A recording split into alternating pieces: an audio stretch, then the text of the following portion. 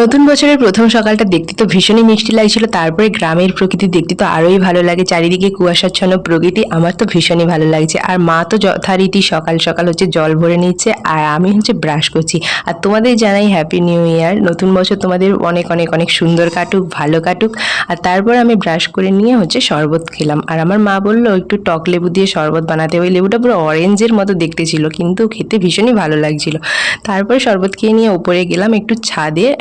শীতে তো রোদ্দুর খেতে খুবই ভালো লাগে, তো রোদে একটু বসার জন্য গিয়েছিলাম। আর মা হচ্ছে ছাদে গিয়েছিল, তার কারণ হচ্ছে মা হচ্ছে ধান সেদ্ধ করছে, আর তাই জন্য ধানগুলো রোদ্দুরে দিতে হবে, তাই জন্য এভাবে উপরে এসেছে ধান রোদ্দুরে দেওয়ার জন্য। আর আমি মাকে একটু হেল্প করেছিলাম। তারপরে হচ্ছে নিচে এসে এবার কেকটাকে কাটিং করে নিলাম। কেকটা কাটিং মানে হচ্ছে আমরা 1 জানুয়ারি নতুন বছর হচ্ছে সেলিব্রেট করতেছিলাম। ফার্স্ট হচ্ছে একটু কেক দিয়ে সেলিব্রেট করতে চেয়েছিলাম। বাবাকে কেক দিয়ে দিলাম। তোমাদের ভিডিওটা কেমন লাগলো, চ্যানেলটাকে সাবস্ক্রাইব